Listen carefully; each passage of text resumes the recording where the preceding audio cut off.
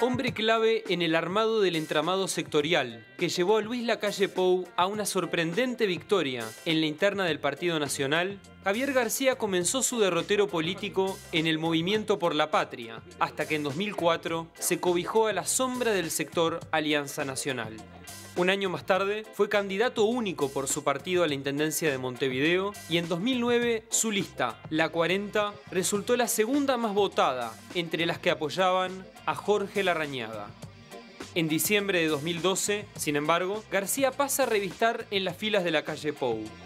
Médico pediatra, este diputado actúa en asuntos tan disímiles como la bioética o la defensa nacional.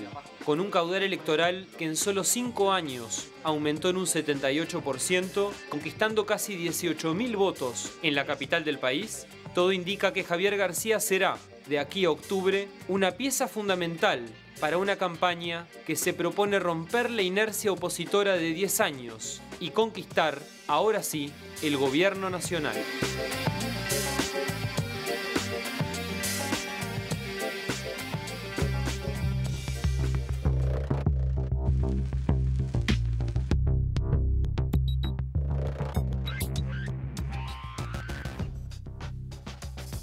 Javier García, dirigente de la lista 40, diputado nacional, bienvenido a Primera Vuelta. Muchas gracias por la invitación.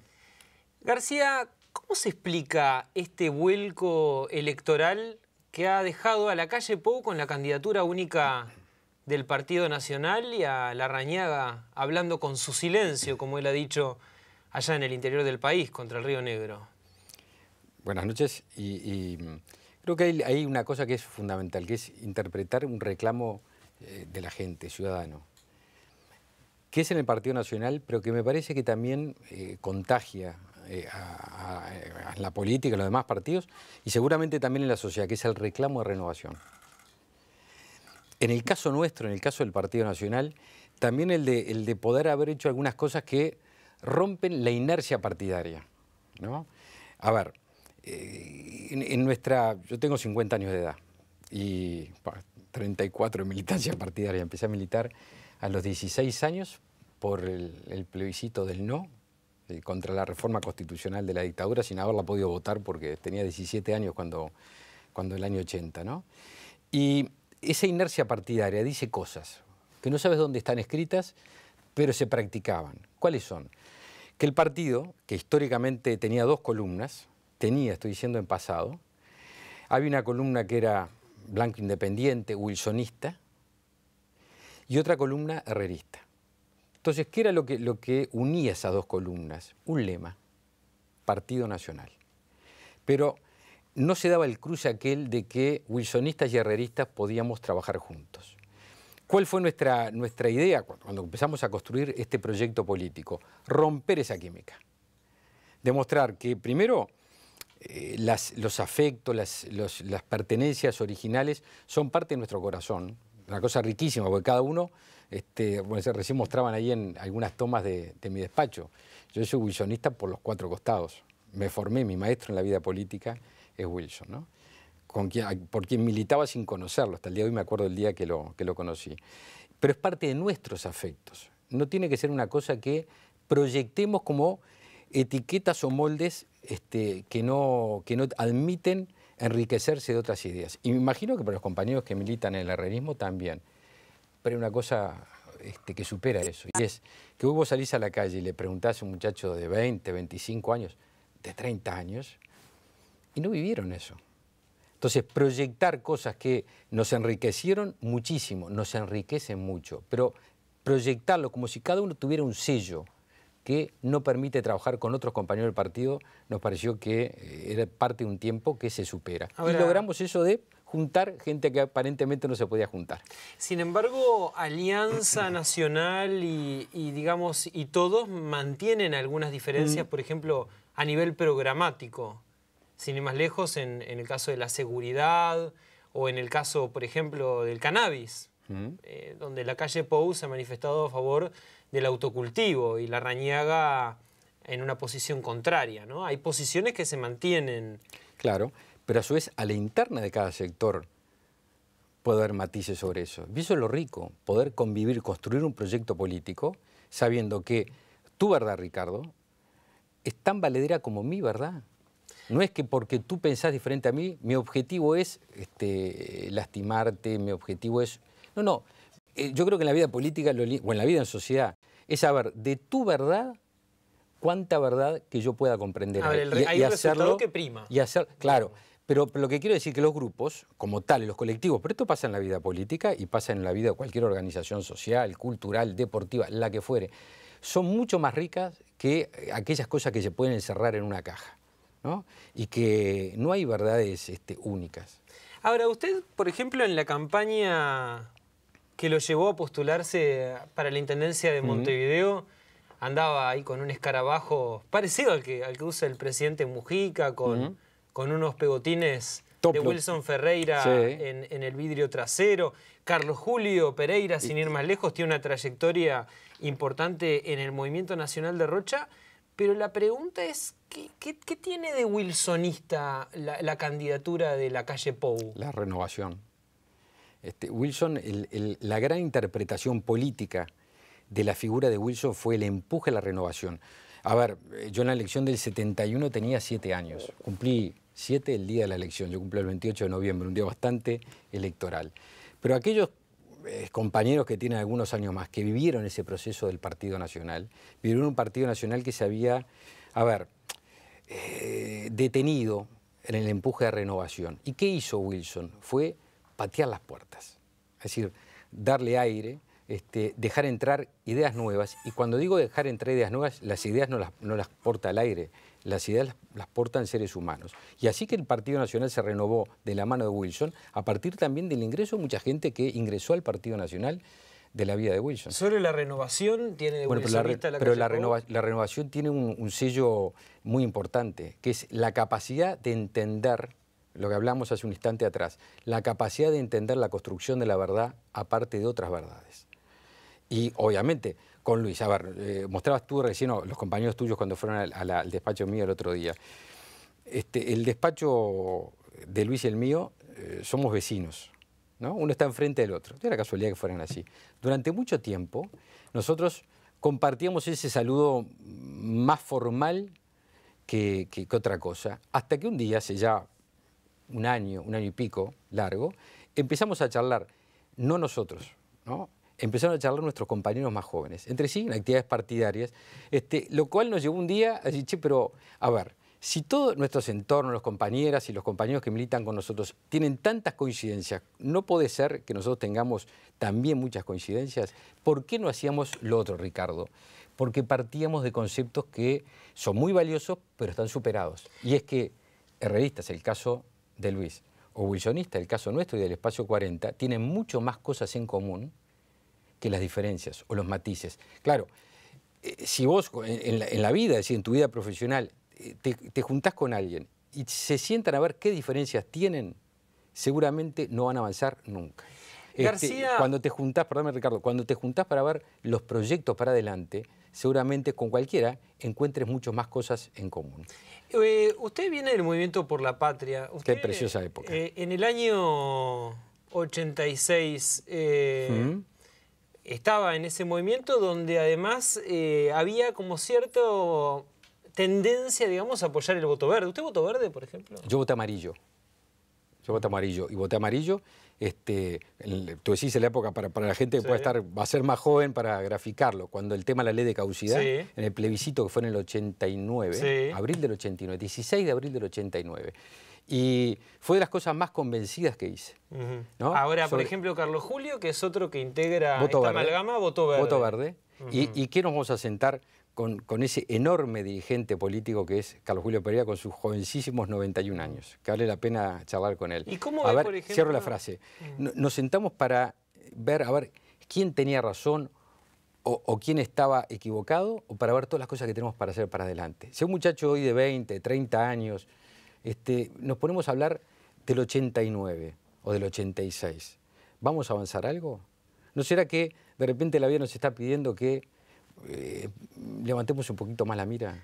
Usted, por ejemplo... Nadie renuncia a nada. Usted, por ejemplo, ¿cómo vio las declaraciones de Lacalle Pou cuando dijo que si dependiese de él, suspendería las excavaciones? Vi las declaraciones de Luis y vi lo que dijo después, pues lo conozco.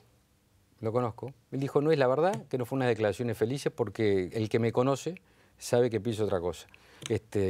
¿Y cómo le impactaron emocionalmente, digamos, a usted? No, emocionalmente no, porque cuando yo creo en una persona, cuando le conozco a esa persona y sé la honestidad que tiene, admito que una persona puede tener una declaración que después dice, la verdad, me equivoqué. Lo dijo, creo que en el semanario Voces de la semana pasada, que Alfredo García le hace una entrevista y le pregunta, ¿hubo algún error? Sí, cometí este error. Pero, a ver, tú y yo, en el día de hoy, ¿cuántos errores cometimos? Ahora, no es un tema cualquiera, ¿no? Del pasado reciente. Claro. Sobre todo teniendo en cuenta esto que conversábamos recién, de que, bueno, en el paraguas de Lacalle Pou también hay figuras como Carlos Julio que votaron verde. Claro, pero esa es la riqueza del grupo. O Jorge Saravia. El senador Jorge Saravia es un senador blanco que fue integrante del oficialismo y volvió a su casa. Y yo me voy a sentar con Jorge a ver qué diferencia tenemos para antes, o es mucho más valioso que Jorge, bueno, yo pues estoy aquí, pero cualquiera de nosotros empieza a hablar de las coincidencias en el futuro. García, ¿la fórmula del Partido Nacional post-internas debería ser Lacalle Larrañaga? La pregunta es personal, la tomo como una respuesta sin que esto comprometa a nadie. Para mí es una fórmula ideal, pero es mi opinión. Es mi opinión, no compromete nada más. ¿Por qué? Porque creo sinceramente que eso sellaría ese abrazo y ese encuentro del domingo de noche. Pero en todo caso, quedémonos con las cosas que dijimos, y sobre todo Luis, ¿no? Que dijo los días previos a la elección, al domingo de noche, al domingo primero, ¿no? Porque claro, como les decíamos, y no mucha gente creía que podíamos ser los preferidos, no se tomaba mucho en cuenta. Hay que verlas hoy, después del resultado. Y Luis decía, la noche del primero no es la noche de la fórmula, es la noche del abrazo. La fórmula viene después. Y segundo, con respecto a la fórmula, dijo, y lo volvió a decir esa noche, nuestra idea es que sea obviamente integrante del otro sector del Partido Nacional y será Jorge, como líder del sector, el que decida. Incluso esa figura para los que nos gusta el truco, ¿no? Para los que lo vimos, sobre todo en los cuartos de guardia de noche. Uno es mano y el otro es pie. Pero el mano es Jorge, ¿no? Y así que bueno, a estas horas, ahora, las buenas decisiones en la vida, si son buenas, requieren maduración. El Frente Amplio movió rápido la fórmula, ¿no? Hoy, según ha dicho Tabaré Vázquez, ya se ha delimitado que la fórmula va a ser Vázquez-Sendik. Cantó flor el Frente Amplio. ¿Ustedes van a mover rápido? ¿Cuánto habrá que esperar para siempre que hay una flor, ver la luz ahí? Siempre que hay una flor puede haber una contraflor. Pero no es de tiempos, es de tomar la decisión en el momento oportuno y bien tomada. Las decisiones no son buenas o malas por lo rápidos o lo lentos que se tomen, sino porque estén bien tomadas. Y en eso estamos. Lo invito, García, a hacer una tanda. Es un placer.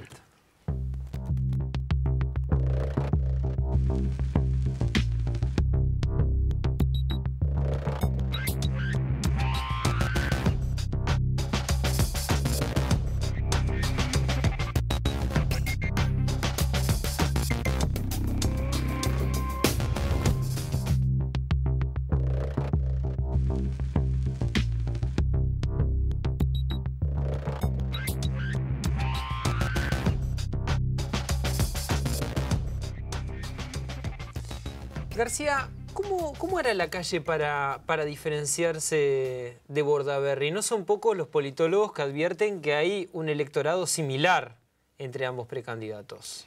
La pregunta, Ricardo, es si la función de un dirigente político es tratar de diferenciarse del otro o decir lo que piensa. Porque en definitiva las diferencias, esto no es un juego como aquel que aparece en los diarios, no busque las 7 diferencias. Pasa, ¿no?, que hay posturas similares entre ambos.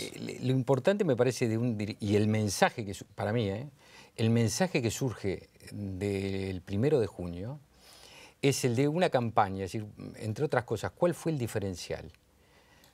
En la positiva. Es decir, vamos a no contestar, no a ver el titular del diario de la mañana para ver qué decimos durante el día. A ver, ¿qué opinó Ricardo Scagliola de mañana? A ver, ¿en qué me diferencio yo? Entonces yo declaro en contra de Ricardo Scagliola. Nosotros hicimos una campaña absolutamente diferente. Nos dedicamos a decir lo que pensábamos, para buscar 2 razones. para buscar que la gente nos tuviera confianza y se sumara al proyecto porque estaba de acuerdo, o para que la gente supiera lo que pensábamos y si no estaba de acuerdo no se sumara al proyecto. Ahora, diputado, Pero la pregunta es no cómo, jugando al ping-pong. La pregunta es cómo era la calle Pou para sostener este mensaje por la positiva, teniendo en cuenta que el oficialismo va... Bueno, esta semana tuvimos pruebas al canto, ¿no? Ya comenzó con algunos embates, ¿no? Y es de suponer que la izquierda va a insistir bueno, a ver, en estos temas. Yo creo que esta semana que ya pasó, ya da pruebas, ¿no? Es decir, que esto es Carrasco contra La Teja, que esto es el seleccionado más experiente del mundo contra la sub-20, que esto es derecha contra izquierda. En una semana tuvimos de todo. ¿Y cómo se responde por la positiva a la imagen que a mí me queda es como la de cuando íbamos a los cumpleaños de gurises, que ponían la piñata, te vendaban los ojos, te daban un palo de escoba y vos te daban vuelta así y vos empezabas a pegar, iban palazo para acá, se corrían del otro lado. Me da la impresión... Pero ustedes no se van a quedar quietos a esos palazos. Te cierro ahí la reflexión. Me da la impresión que el Frente no estaba preparado para este resultado. No estaba preparado para la renovación en el Partido Nacional y se encontró con un discurso, con un estilo político al que le salió a pegar como el chiquilín vendado con las vendados, pero la pregunta es cuál va a ser palazos. la respuesta. Si se va a mantener ese tono por lo positivo... Lo que pasó esta semana, que puede ser muy aburrido, pero va a ser muy coherente. Derechito. No vamos a innovar con respecto a lo que hicimos durante la campaña electoral. Primero... O sea, no responder. Pasaría una de dos circunstancias. Si nosotros cambiáramos ahora, o mentimos durante la campaña electoral antes, o mentiríamos ahora. Pero las dos cosas no pueden ser. Los dos estilos no pueden convivir.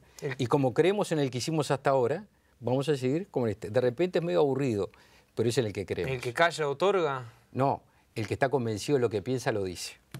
García, ¿qué representa a su juicio la buena votación de Constanza Moreira y Raúl Sendic en el Frente Amplio? Bueno, ese mensaje que en todos los partidos, yo te decía al principio del programa, ¿no? Que la renovación en el Partido Nacional también es un mensaje que contagia. Y creo, pero esto es indemostrable, porque yo me decía, habría que preguntarle a cada uno de los uruguayos que votó por qué votó, y eso es imposible. Pero me da la impresión que hay un reclamo de renovación. Tengo toda la convicción que es así, pero es solo una intuición. En cada partido leerá, yo conozco a mi partido, y sería un atrevido si hablara de la interna de los demás partidos. Eso es lo que me impresiona, y me parece que es un gran llamado a la humildad que tenemos que tener todos los dirigentes políticos. Me pongo en primer lugar de la fila. No estoy hablando de los demás dirigentes políticos, estoy hablando, en mi caso personal, como dirigente político. La gente parece que con razón dice, che, es hora de que me expliquen un poco más en lo que piensan. Despreocúpense más tanto de la riña entre ustedes, porque la vida política, la vida social es mucho más que la pelea de dos dirigentes. Que es lo que me parece que en esta semana el Frente, con respecto a nosotros, no entendió. El tema no es con nosotros. El tema es si hay un reclamo de la ciudadanía con respecto a lo que cada sector político piensa, dice, actúa. Por eso nosotros no vamos a cambiar. Cualquiera de afuera le podría preguntar si está mal confrontar ideas, ¿no? Porque la política es eso, también, confrontación. Yo, como te decía al principio, me formé con Wilson Ferreira. Y de Wilson aprendí que la vida política es una lucha de ideas, pero no entre personas. Yo respeto mucho, no voy a decir los nombres.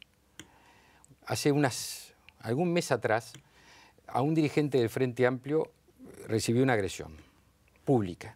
Yo lo llamé, le dije, te mando un enorme abrazo, porque yo soy padre de familia como sos vos, y no hay derecho en la vida política a agredir a una persona sin darse cuenta que esa persona vuelve todos los días a su casa.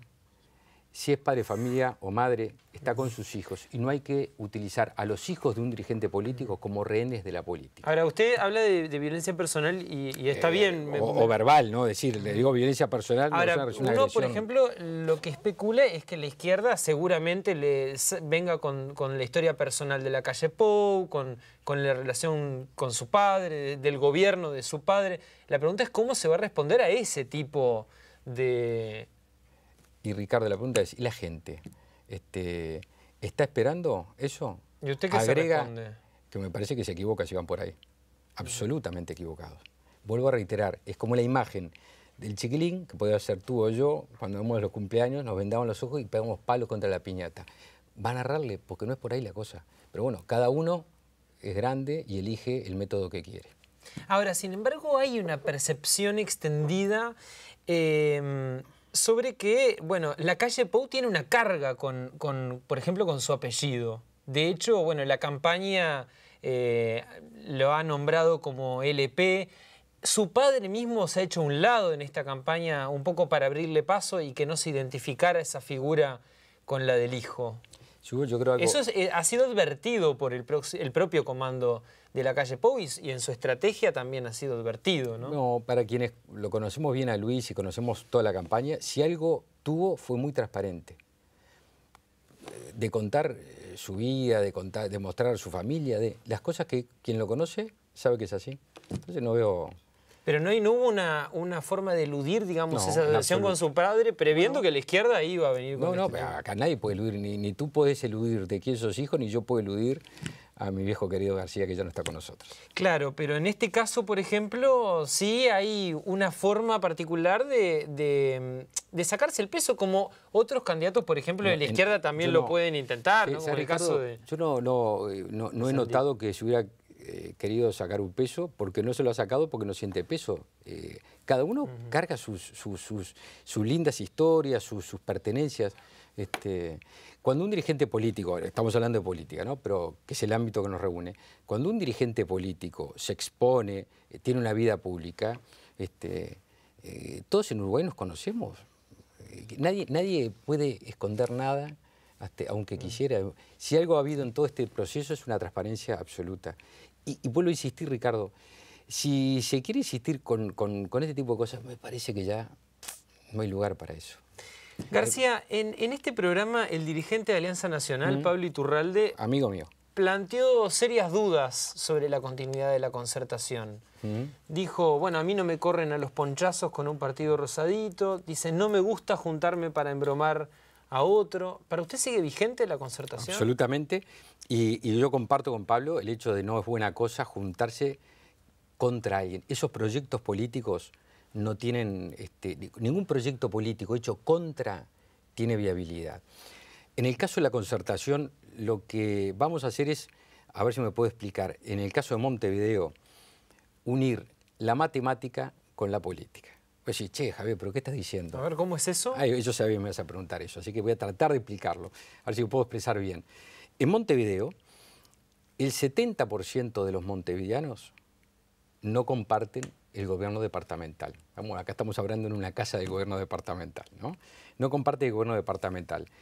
70% matemáticamente es más que 30%. Sin embargo, de acuerdo a las leyes electorales, 30% terminaba siendo más que 70%, porque el 70% votaba dividido. Entonces, el proyecto de la concertación es un proyecto para que la mayoría de los montevideanos puedan expresarse políticamente. Y la mayoría, como en una democracia se manda, tengo un criterio que supera la minoría. En ese 70% piensan lo mismo. Por lo menos tienen un criterio de un proyecto diferente a cómo se ha administrado, cómo se administró en los últimos 25 años. ¿Pero blancos y colorados son lo mismo? ¿Y quién dijo que solo blancos y colorados? Porque en ese 70%, en Montevideo, si uno mira la elección anterior, el 50% de Montevideo votó al Frente Amplio. Sin embargo, hoy dice que el 70% de los montevideanos no, pero deduzco de sus palabras que... Yo conozco, vos debes tener una cantidad, y yo también, amigos, conocidos y amigos del Frente Amplio que dicen, miren, yo voto en la Nacional al Frente, pero no voto nunca más al Frente en la Departamental. ¿Por qué razón? Porque creo que hace falta un cambio. Ahora, el imperio democrático, la vocación democrática dice que esta expresión mayoritaria tiene que tener una traducción electoral, porque si no estaría gobernando la minoría y no la mayoría. La concertación lo que busca es que gobierne la mayoría. Hace un momento hablábamos sobre las posibilidades de la fórmula entre Lacalle y Larrañaga, y ahora vamos un poco al programa común, que es lo que Larrañaga propone resolver antes de la vicepresidencia. ¿Qué visión prevalecerá, por ejemplo, en un tema como la seguridad, donde hay diferencias fuertes entre Larrañaga y la calle Pou? Para empezar, por ejemplo, uno comparte la idea de bajar la edad de imputabilidad y el otro no. Claro. ¿Qué visión va a prevalecer ahí? Eso no integra el programa. ¿Por qué? Porque hay un mecanismo... Claro, pero es toda una cosmovisión, digamos, claro, pero no integra el programa, no va a integrar el programa. Ya no lo integraba. El programa nuestro, los 4 capítulos de la agenda de gobierno de la calle Pou, ahora vamos al programa. No lo integraba. ¿Pero por qué? A ver si puedo, Ricardo. Porque la reforma constitucional, el plebiscito, que es coincidente con la elección nacional, pero tiene una diferencia sustantiva desde el punto de vista institucional. Cuando en ese mismo acto, cuando tú colocas un sobre, vas a estar eligiendo candidato a la presidencia, senadores y diputados, en un ejercicio de democracia representativa. Cierro el razonamiento. Pero simultáneamente, en otro ejercicio, que es simultáneo, pero de otra naturaleza, tú como constitucionalista, cada votante va a ser un constitucionalista el último 1 de octubre. Y va a ser un ejercicio de democracia directa.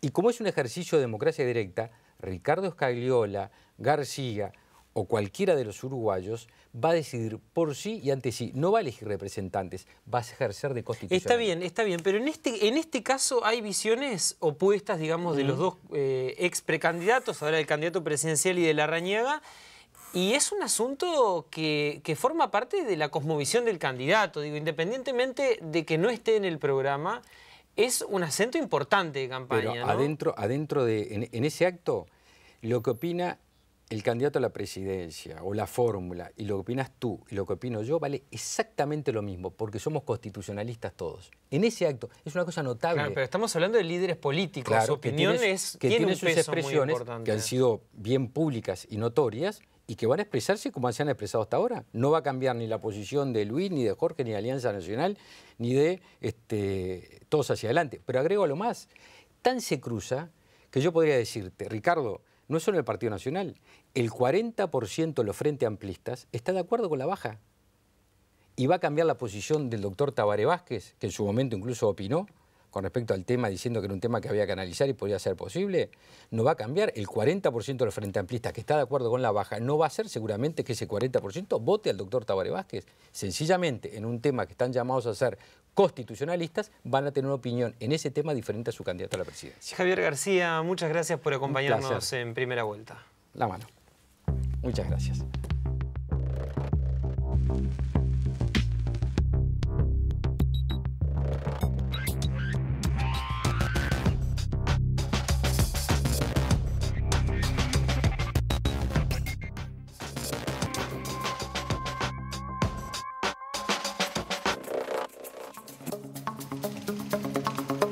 La extraordinaria e imprevista votación del sector de Raúl Sendic en las elecciones internas del 1 de junio disparó algunas interrogantes acerca de cómo se forjó una campaña que colocó a la 711 en el tope de la preferencia frente amplista y sobre quiénes rodearon a Sendic en esa suerte de gesta. Uno de ellos ha sido Marcos Otegi, un hombre de 44 años, pero con dilatada trayectoria política, que figuró en el segundo lugar de la lista 711. Dirigente estudiantil a la salida de la dictadura, en 1986 ingresó al MLN Tupamaros, donde supo integrar el secretariado de su Frente Juvenil hasta 1991. Más acá en el tiempo, desempeñó cargos gerenciales en ANDA, trabajó en Presidencia de la República en el fortalecimiento del Sistema Nacional de Emergencias y desde 2012 ocupa la dirección del área de políticas territoriales de la Oficina de Planeamiento y Presupuesto. Este dirigente, que cursó la licenciatura de Historia y la Tecnicatura en Gerencia, parece llamado a formar parte de la generación de relevo en la nomenclatura frente amplista.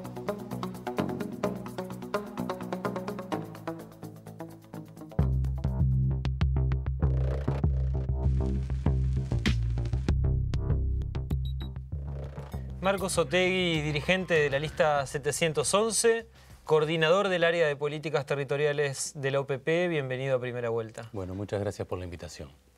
Gracias a usted. De las elecciones internas del Frente Amplio pueden hacerse varias lecturas, pero hay una que se impone y que es más global, digamos. El Frente Amplio perdió entre las internas de 2009 y las de ahora 120.000 votos. ¿A qué se atribuye este descenso en la cantidad de votos que obtiene el Frente Amplio?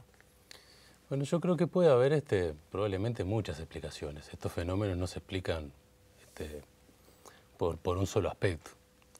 Primero, creo que las elecciones internas nunca le caben demasiado a los Frente Amplistas.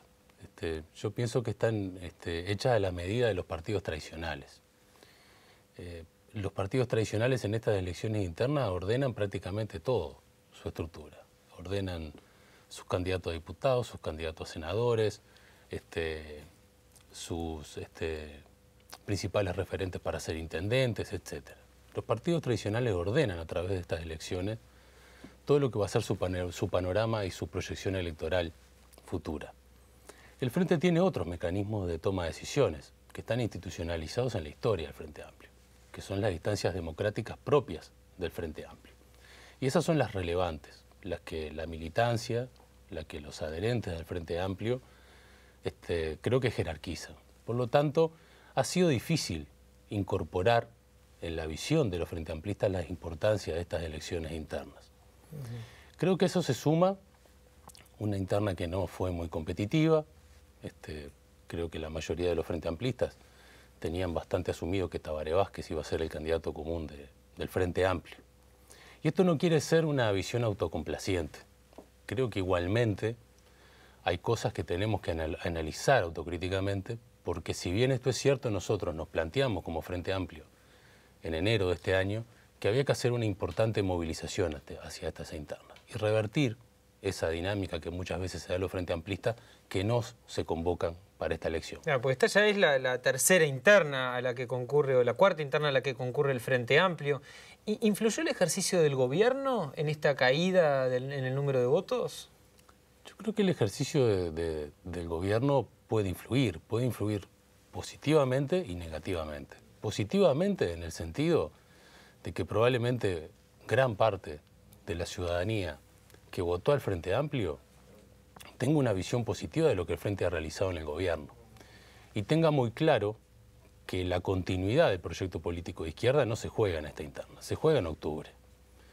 Y creo que ahí la mayoría de la población que votó al Frente Amplio es donde se va a sentir convocada a reafirmar ese voto al Frente Amplio, ese voto a Tabaré Vázquez. Igualmente creo que tenemos que asumir como autocrítica que nos habíamos planteado hacer una importante movilización hacia esas internas que se dieron el 1 de junio y creo que no supimos desplegar esa movilización, primero la propia estructura del Frente Amplio y quizás no todos los sectores jerarquizaron de la misma forma estas elecciones internas. Creo que lo tenemos que analizar. Una cosa fue el interior, ahí hubo movilización, hubo bastante compromiso de la militancia frente amplista, pero claramente en Montevideo y en Canelones fue más difícil generar esa movilización. Pero ¿Y a qué responde esa dificultad, digamos? Bueno, entre otras cosas, la campaña del área metropolitana empezó bastante más tarde. Hubo un diseño de campaña donde se privilegió lo que fue las recorridas por el interior del país. ¿Están más apáticos los montevideanos? Bueno, probablemente puede haber una apatía en la ciudadanía de Montevideo. Creo que también las políticas que el Frente Amplio ha desplegado en el interior del país han tenido un impacto enorme. Hoy uno recorre el Uruguay y realmente se encuentra con un interior totalmente distinto. Ahí son mucho más tangibles las transformaciones que el Uruguay ha venido desarrollando estos 8 o 9 años de gobierno de izquierda. Y quizás en Montevideo y en Canelones sea mucho más necesario el debate, la discusión para realmente tomar en cuenta los cambios que se han venido procesando en la sociedad. Compromiso Frente Amplista, el sector de Raúl Sendic ha sido sin lugar a dudas la sorpresa de estas internas, con más del 20% de los votos en la interna del Frente Amplio. A pesar de su conformación más bien reciente, ¿a qué obedece este resultado? ¿Cómo lo explican ustedes? Bueno, creo que ahí hay distintos factores a tomar en cuenta. Primero el candidato, Raúl Sendic. Hay que tener en cuenta que Raúl se proyecta como una de las principales figuras de recambio dentro de la izquierda nacional. Y creo que hubo una opción por la gente que fue a votar de asegurar la continuidad del proyecto político de izquierda. Por lo tanto, acompañar a una de las figuras que se presentan claramente como de recambio y como de continuidad del proyecto político de izquierda en el Uruguay. Creo que teníamos un excelente candidato, tenemos un excelente candidato, que hoy el conjunto del Frente Amplio está valorando como el mejor compañero de fórmula de Tabaré Vázquez. ¿Sabe que hay quienes sostienen, sobre todo en el Frente Amplio, que parte de la victoria de la lista 711 en la interna del Frente obedece a una fuerte inversión económica. ¿Ustedes cómo ven este factor? ¿Qué incidencia tuvo? ¿De cuánta inversión estamos hablando propiamente en las elecciones internas? Bueno, eso es algo que a nosotros como a cualquiera le llegan ese tipo de comentarios que no se sabe muy bien de dónde salen.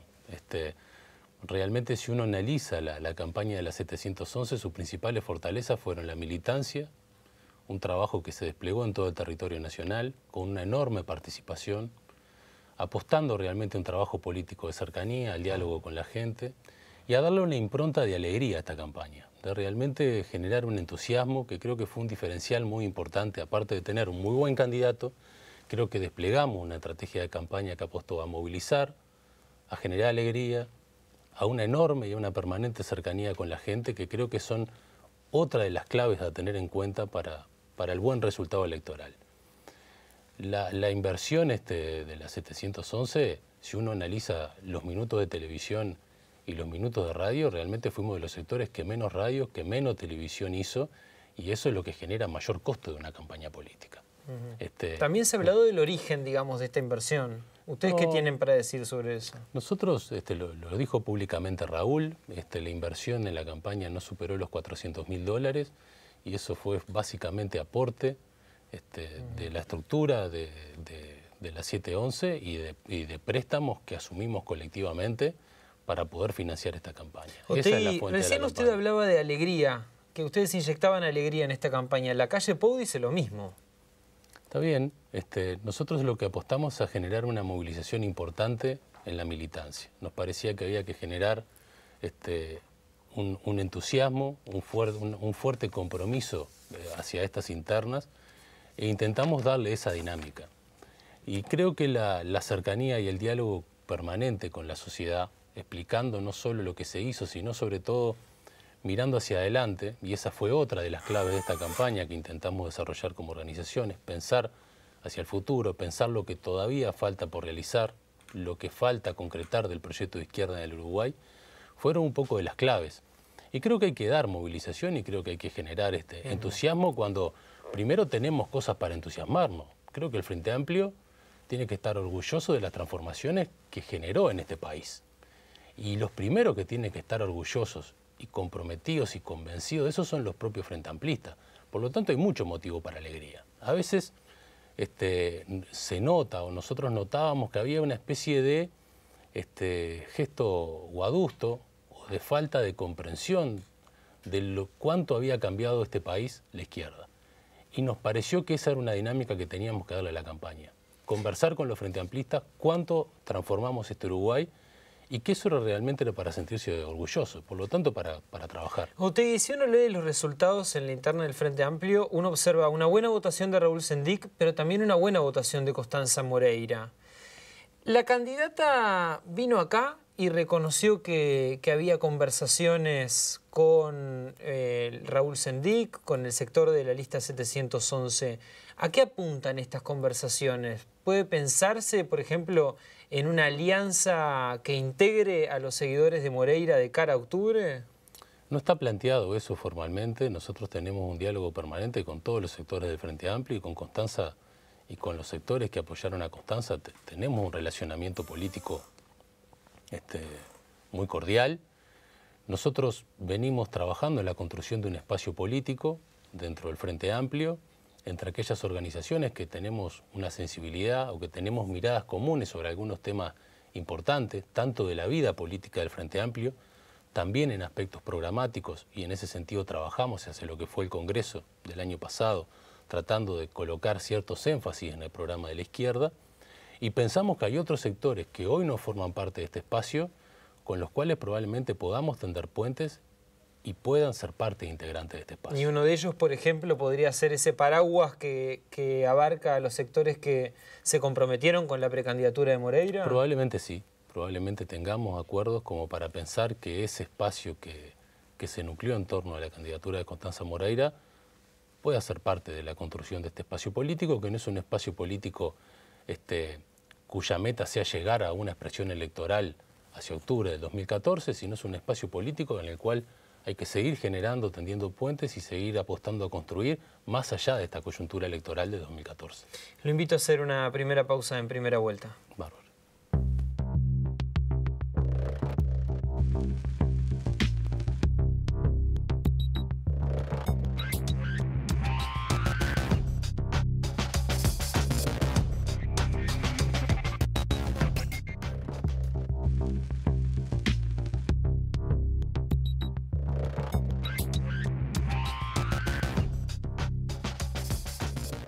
Otegi, una lectura bastante extendida interpreta, luego de los resultados de las elecciones del 1 de junio, que cambió el mapa político dentro del Frente Amplio y que lo que se dio se podría llamar un giro a la izquierda. ¿Usted comparte ese análisis a la luz de las votaciones de Moreira y de la lista 711? Me parece que no se puede leer de esa manera el resultado de las elecciones. Creo que el primer resultado más claro es el apoyo contundente que tiene la figura de Tabaré Vázquez entre los frente amplistas que concurrieron a votar. Creo que eso es lo primero que hay que señalar como un resultado contundente de esta elección. Hay un apoyo contundente, mucho más contundente que el que han tenido otros candidatos de los partidos tradicionales. Estamos hablando de la correlación de fuerzas internas, ¿no? Yo creo que en la correlación de fuerzas hay una señal que tiene mucho más que ver con lo que hablábamos antes, que es la continuidad del proyecto político. Creo que esa misma contundencia que implicó el apoyo a Tabaré Vázquez como el mejor candidato para enfrentar esta coyuntura electoral fue de la mano con un apoyo importante a dirigentes que los frente amplistas visualizan como para jugar roles importantes hacia adelante dentro de la izquierda. Y creo que en ese sentido las novedades de esta elección era la candidatura de Raúl Sendic y la candidatura de Constanza Moreira. Entonces creo que antes que nada lo que hay es, en esta correlación de fuerza, que es una correlación de fuerza que hay que sostener, esto hay que ver cómo se expresa en octubre, hay que ver si estas mismas adhesiones electorales de estos sectores se pueden reafirmar en octubre. Después hay instancias importantes hacia adelante, esto no modifica el mapa de toma de decisiones de la estructura del Frente Amplio, la estructura del Frente Amplio no se movió con esta elección, esto recién cuando se procesen las internas del Frente Amplio, que recién van a ser en el 2016, pueden configurar un nuevo mapa de correlaciones de fuerza dentro del Frente Amplio. Usted sabe que un dirigente de peso como del Frente Liber Sereñi, como Esteban Valenti, dijo en estos días: hay que considerar seriamente la correlación de posiciones en el Frente Amplio y que este nuevo mapa plantea dudas incluso sobre la designación de Astori como ministro de Economía. ¿Qué pasa? ¿La 711 no ve un cambio como el que ve Valenti de las características del que ilustra Valenti con estas declaraciones? Mira, sobre este tema, lo primero que me importa señalar es que yo creo muchísimo en la política con mayúscula. Y creo que la política en las organizaciones de izquierda es una tarea que se ponen al hombro militantes que hacen un esfuerzo enorme, desinteresado, de compromiso, de trabajo. Y creo que esa es la manera de construir. Creo en la política en ese sentido con mayúscula. Creo que la política es un instrumento para transformar la realidad. No creo en las operaciones políticas, no creo en los operadores políticos. No creo que la política sea una concatenación de operaciones políticas. Por lo tanto, yo me quedo con lo que han planteado un conjunto de compañeros que integran el Frente Liber Sereñi, donde claramente no está en cuestión la posibilidad de que Danilo Astori sea ministro de Economía por esta elección interna, porque cuando un candidato presidencial como Tabaré Vázquez, que ya fue presidente, ¿no? Fue el primer presidente de izquierda en el país, le da el honor a un compañero de asumir una responsabilidad como integrar un gabinete, no creo que ninguna correlación de fuerza ni una votación en una interna ponga en cuestionamiento el compromiso con el proyecto político. ¿Cómo cayó la designación de Astori en la 711 de Raúl Sendic? Hubo no pocas diferencias entre Sendic y Astori en estos 5 años de gobierno, ¿no? Yo creo que no es una novedad que el compañero Tabaré Vázquez le proponga a Danilo Astori ser el ministro de Economía. Si Danilo Astori no hubiera sido vicepresidente, probablemente hubiera sido el ministro de Economía de José Mujica. Tiene enormes credenciales y una gran trayectoria dentro del Frente Amplio. Fue ministro de Economía del primer gobierno de Tabaré Vázquez, por lo tanto tiene amplísimas credenciales para cumplir esa responsabilidad. Creo que eso lo pensamos y lo razonamos de la misma forma todos los que integramos el Frente Amplio. Por lo tanto, nos parece muy natural que Tabaré Vázquez le haya ofrecido a Danilo Astori ser el ministro de Economía de su próximo gobierno. En el día de hoy se anunció que Raúl Sendic va a ser el vicepresidente de la fórmula que encabezará Tabaré Vázquez.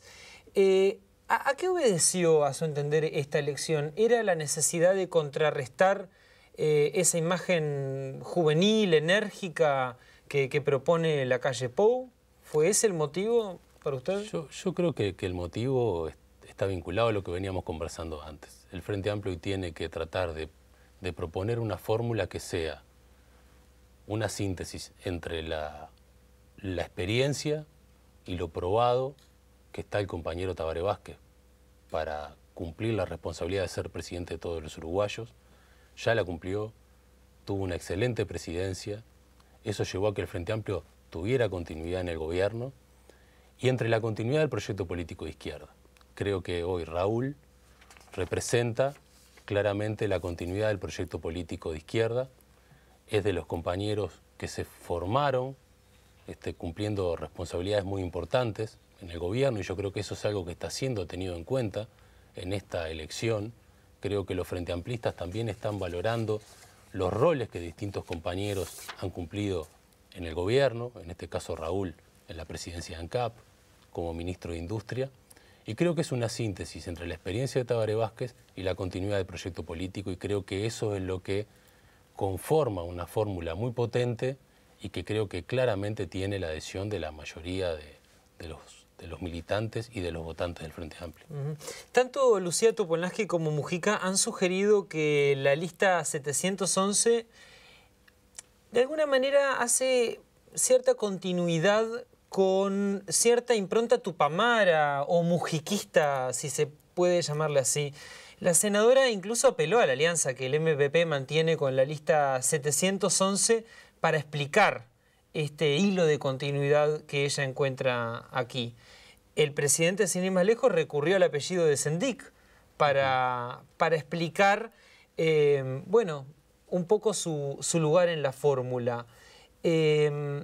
¿Cuánto hay de real en esta asociación?